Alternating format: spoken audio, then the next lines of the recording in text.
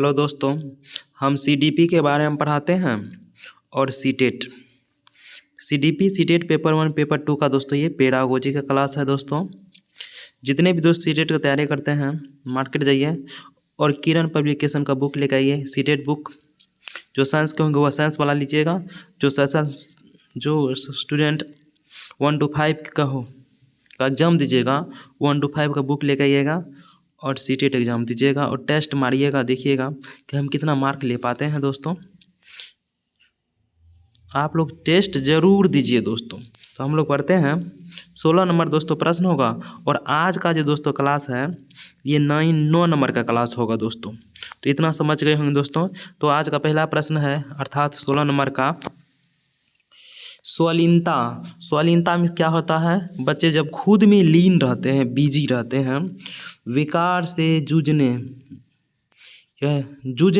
विद्यार्थियों की प्रातिनिधिक पहचान विशेषता निम्नलिखित में से क्या है? जो बच्चा खुद में लीन है वो बच्चे का पहचान क्या है?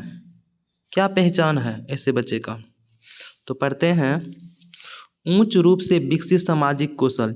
यानी कि सामाजिक कौशल का अर्थ ये होता है कि बातचीत करना बच्चा जानते होंगे, अच्छा से सभी लोगों से बातचीत करते होंगे। तो ऐसा नहीं करते हैं बच्चा। ये स्वलीन बच्चा है तो ऐसा बिल्कुल नहीं करेगा। आवेगशीलता, ऐसे बच्चे में आवेग नहीं रहेगा, गति नहीं रहेगा। यानी किसी बातचीत कर ले ऐसे जोर के पढ़िएगा, आवेग गति नहीं रहता, किसी से बातचीत करना नहीं चाहेंगे। औसत से ऊपर बुद्धि स्तर जो है ना, औसत से ऊपर बुद्धि लब्धि स्तर यानी कि IQ लेवल ऐसे बच्चे का कम रहेगा क्योंकि समाज से बातचीत ही नहीं कर पाते हैं।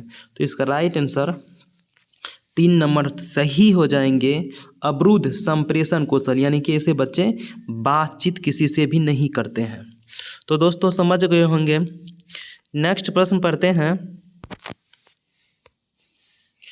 बच्चों में प्रगतिशीलता किस प्रकार से परिलक्षित होती है? तो दोस्तों ये चारों ऑप्शन है, चारों में जो बेस्ट होगा वही राइट आंसर होगा सीटेट के अनुसार। तो दोस्तों हम पढ़ते हैं एक प्रगतिशील कक्षा के बारे में दोस्तों बोला गया। तो पढ़ते हैं बुद्धि का स्तर निम्न है। निम्न इससे कोई मतलब नहीं है। पढ़ते हैं कार्यों को आसानी से छोड़ देते हैं। ये सब नहीं होगा दोस्तों। छोटे छोटे कार्यों को ध्यान केंद्रित करके कर पाने की अक्षमता है, नहीं दोस्तों। बच्चे में प्रगतिशीलता किस प्रकार से परिलक्षित होती है? ये प्रगति का अर्थ होता है बच्चा कुछ प्रगति कर रहे हैं, कुछ सीख रहे हैं। ये कैसे होता है? तो इसका राइट आंसर बोधगम्य का उच्चतर स्तर।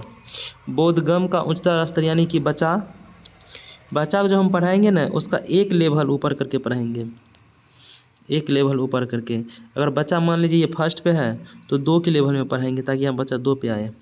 तो बच्चा 2 के लेवल में तो बच्चा 3 के लेवल में, यानी कि एक स्तर ऊपर पढ़ाएंगे। उसी को तो बोधगम्य उपनिवेश जानते होंगे आप लोग।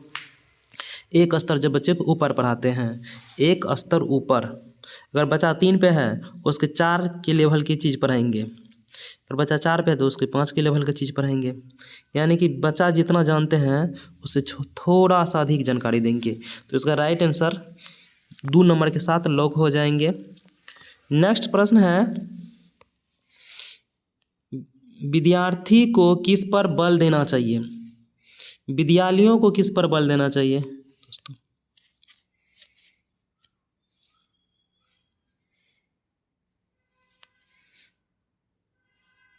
पढ़ते हैं दोस्तों विद्यालय को किस पर बल देना चाहिए? ऐसा नहीं होना चाहिए। देखते हैं क्या होगा।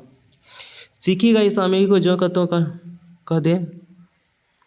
पाठ्य पुस्तक केंद्रित, संदर्भ रहित, बिना संदर्भ के। संदर्भ रहित का अर्थ ये होता है दोस्तों बिना संदर्भ के। विद्यार्थी को किस पर बल देना चाहिए? दोस्तों यहाँ विद्यार्थी होना चाहिए। विद्यार्थी को किस पर बल देना चाहिए?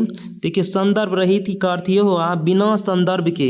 बच्चे को संदर्भ में पढ़ाना चाहिए, बच्चे को एक्टिविटी के माध्यम से पढ़ाना चाहिए, बच्चे को खोजबीन की विधि से पढ़ाना चाहिए, बच्चे को अन्वेषण करने के लिए दीजिएगा, बच्चे खुद से करके सीखने के लिए दोस्तों बच्चा को ऐसा काम दीजिएगा जैसा बच्चा जिससे खुद से हाथ से करके सीखे। हस्त के अपने हाथ से काम करने दीजिएगा। तो दोस्तों इसका राइट आंसर होगा रचनात्मक अधिगम, ये इसका राइट आंसर। संदर्भ रहित होता है दोस्तों, बिना संदर्भ के। पाठ्य पुस्तक केंद्रित नहीं हो, पाठ्य पुस्तक से सीखना, ये दोस्तों उतना इम्पोर्टेंट नहीं है, ये भी है इम्पोर्टेंट लेकिन ये सबसे अच्छा बेस्ट है। तो इसका 4 नंबर दोस्तों सही हो जाएंगे। नेक्स्ट प्रश्न पढ़ते हैं। प्रेरक अधिगम परिवेश सृजन करने के लिए क्या महत्वपूर्ण है? दोस्तों 4 ऑप्शन है, चारों ऑप्शन पढ़ते हैं। बच्चा सृजन कर रहा है खुद से ना, तो पढ़ते हैं मानकीकृत पाठचर्या का अनुसरण करना। दोस्तों जहाँ मानकीकृत आ जाएंगे दोस्तों उसको काट दीजिएगा, क्योंकि ये कहता है सभी बच्चा एक समान है, संस्कृति और सभ्यता का कोई महत्व नहीं देते हैं। मानकीकृत कर दिया होता है कि सभी बच्चा एक समान है, और सभी बच्चा अलग अलग संस्कृति से भाषा आते हैं, तो बच्चा एक समान कैसे हो सकते हैं? इसलिए दोस्तों ये ऑप्शन गलत है। विद्यार्थियों में प्रतियोगी भावनाओं को बढ़ाना, बोलते हैं बच्चे में कंपटीशन को बढ़ाइए। नहीं दोस्तों, बच्चे में कंपटीशन को नहीं बढ़ाना है। बच्चे को कंपटीशन एक बच्चा से दूसरे बच्चे में नहीं करवाना है। बच्चे को चेक ये करना है कि बच्चे जो पहले पढ़ते हैं क्या उससे अभी आगे बढ़े हैं कि नहीं। स्व अधिगम के लिए अवसरों को कम करना, ये ऑप्शन दोस्तों गलत है। यहाँ अवसरों को बढ़ाना चाहिए, यहाँ अवसर को कम किया जाए, इसलिए दोस्तों ये ऑप्शन गलत है। स्व आकलन हेतु अवसर देना, इसका 2 नंबर राइट आंसर हो जाएंगे दोस्तों। ऑप्शन को दोस्तों एलिमिनेट करने के लिए सीखिएगा। नेक्स्ट प्रश्न पढ़ते हैं। विद्यार्थी सीखने के प्रति अभिप्रेरित होते हैं यदि कार्य कैसा होना चाहिए? बच्चा सीखेंगे तो कार्य कैसा होना चाहिए? अप्रासंगिक नहीं, प्रासंगिक कार्य होना चाहिए, तब बच्चे सीखेंगे, और बच्चे के जीवन से जुड़ा हुआ कार्य होना चाहिए। पढ़ते हैं आगे। बिना किसी चुनौती वाला हो, यानी कि आसान कार्य, आसान काम बच्चे को नहीं देना है। बहुत ही अमूर्त, अमूर्त का अर्थ ये होता है दोस्तों जिसको हम भावनाओं में देख सकते हैं, कल्पना जिसको हम कर सकते हैं, वही है अमूर्त। तो अमूर्त कार्य बच्चे को नहीं देना है, उनके जीवन से संबंधित हो, बच्चे को ये कार्य दीजिएगा। इसका राइट आंसर 3 नंबर दोस्तों सही हो जाएंगे। अगर वीडियो अच्छा लगता है दोस्तों तो हमको सब्सक्राइब करिए और वीडियो को सब्सक्राइब कर दीजिएगा, शेयर कर दीजिएगा। नेक्स्ट प्रश्न पढ़ते हैं।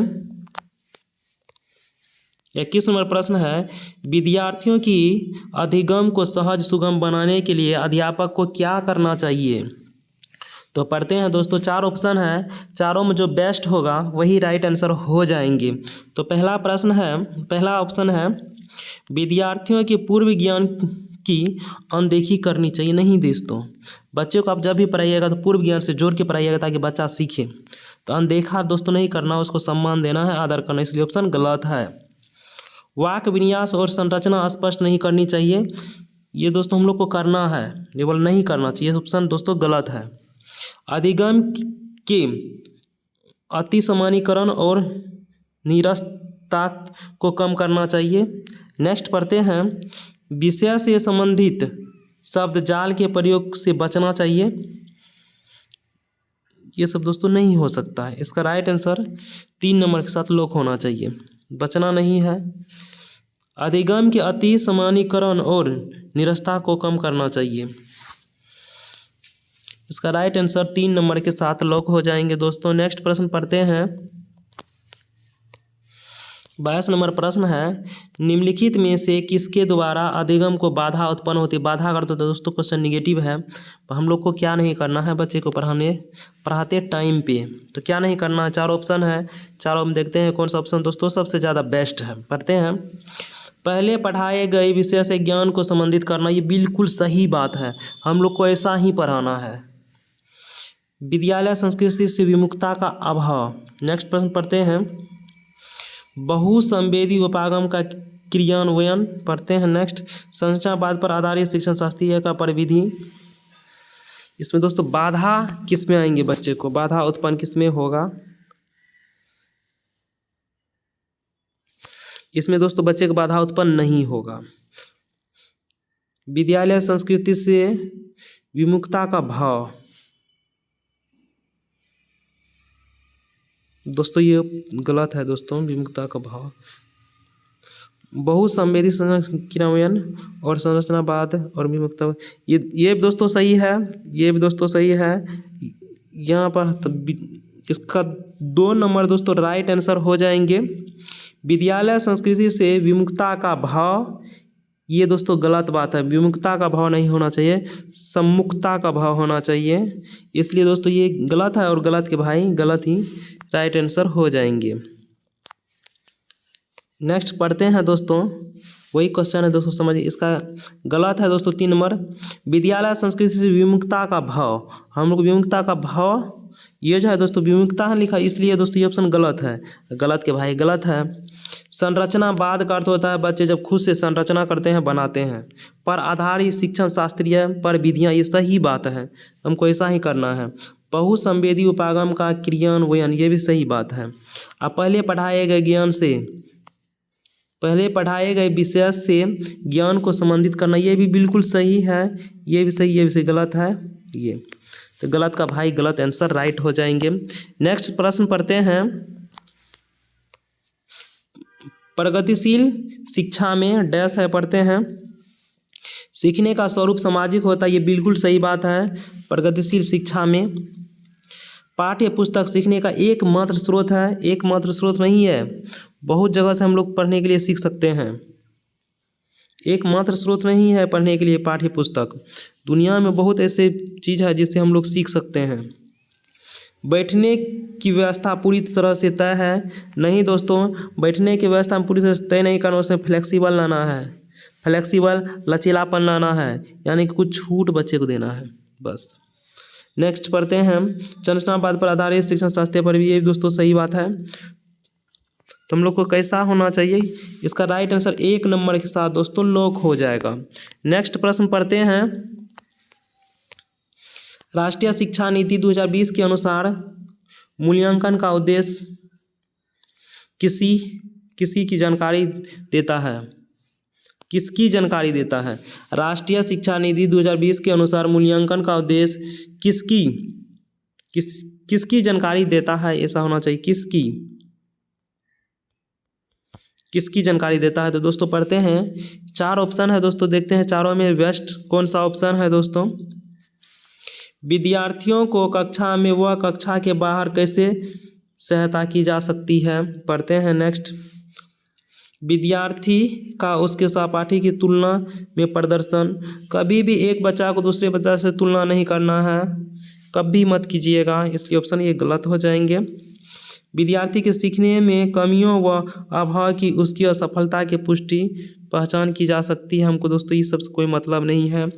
विद्यार्थी की रट की क्षमता की जानकारी, बच्चे और रटवाना और कुछ नहीं है, ठीक है, रटने की क्षमता की जानकारी, हम इससे दोस्तों हमको कोई मतलब नहीं है दोस्तों। इसका राइट आंसर 1 नंबर सही हो जाएंगे। विद्यालय को कक्षा में व कक्षा के बाहर कैसे सहायता की जा सकती है, बच्चे के बारे में हमको सोचना है, इसका राइट आंसर 1 नंबर के साथ लॉक हो जाएंगे। नेक्स्ट प्रश्न पढ़ते हैं, 25 नंबर प्रश्न है, निम्नलिखित में से कौन सा आंतरिक अभिप्रेरणा का उदाहरण है। जब बच्चे अपने मन से, अपने खुशी से, अपने मन से जब बच्चा पढ़ते हैं उसी को कहते हैं आंतरिक अभिप्रेरणा, इंटरनल मोटिवेशन। तो दोस्तों देखते हैं इन चारों में बेस्ट कौन है। माता पिता द्वारा दंड से बचने के लिए पढ़ते हैं तो माता पिता खुश होंगे, तो एक्सटर्नल मोटिवेशन हो जाएंगे। एक गतिविधि में रुचि के अनुसार, अपने मन से बच्चा पढ़ रहे हैं ना रुचि से, तो यही इसका राइट आंसर हो जाएंगे। शिक्षा की प्रशंसा करने के लिए पढ़ते हैं, या दोस्तों शिक्षक की प्रशंसा प्राप्त करने के लिए अध्ययन, या शिक्षक होना चाहिए दोस्तों। दूसरे के लिए पढ़ते हैं तो एक्सटर्नल हो गए।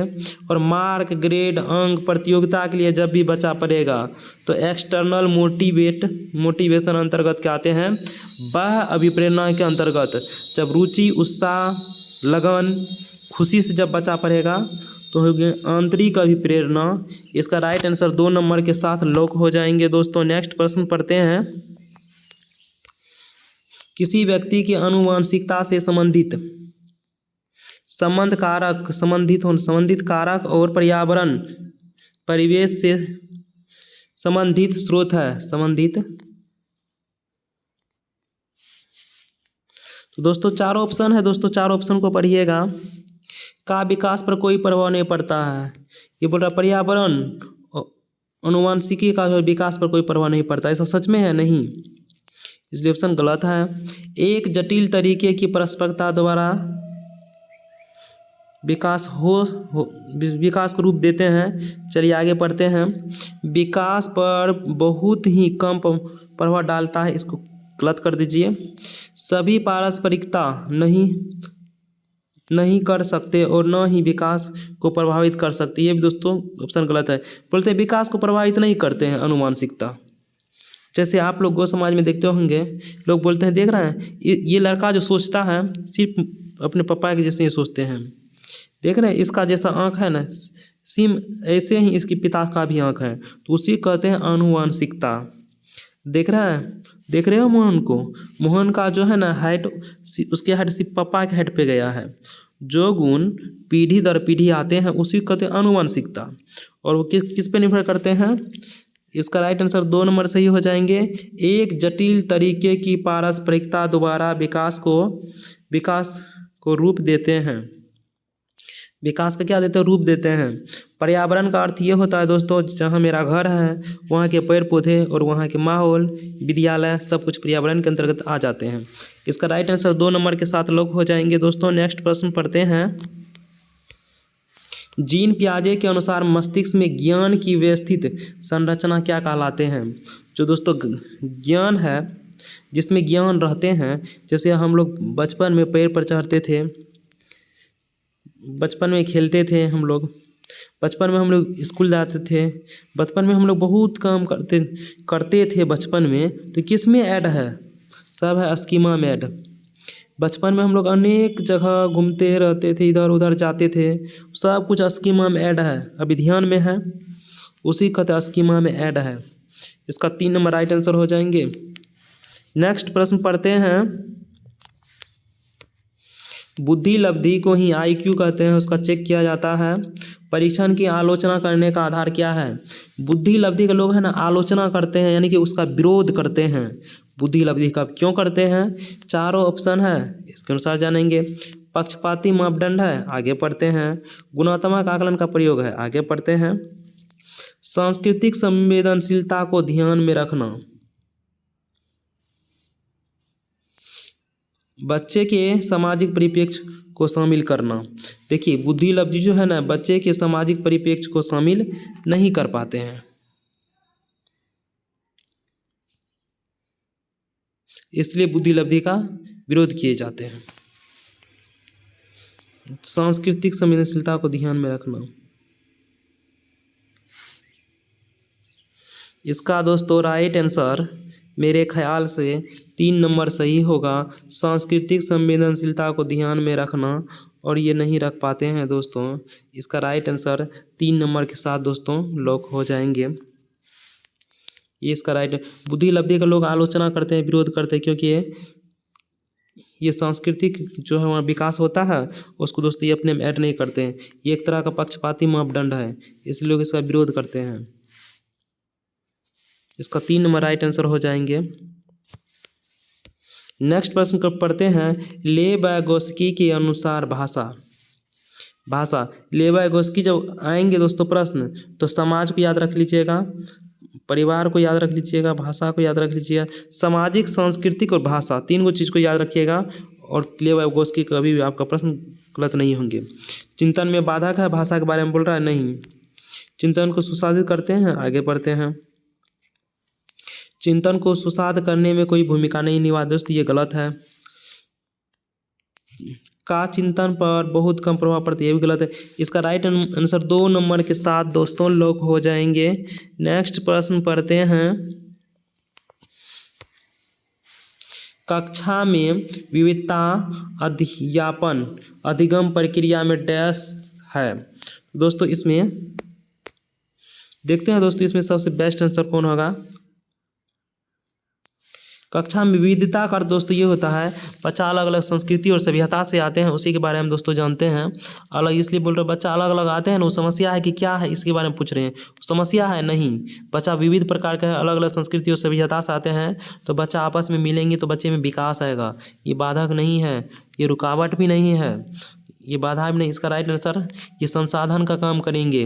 जब बच्चा अलग अलग संस्कृति सभ्यता से आते हैं तो बच्चा आपस में बातचीत करने के लिए सीखते हैं, आपस में रहन सहन को सीखते हैं, आपस में भाषा को सीखते हैं, आपस में ज्ञान को बांटते हैं, एक दूसरे से अपना संस्कृति और सभ्यता का आदान प्रदान करते हैं, तो एक संसाधन के रूप में काम करते हैं विविधता। दोस्तों वीडियो हो गया ख़त्म, लाइक सब्सक्राइब शेयर करें।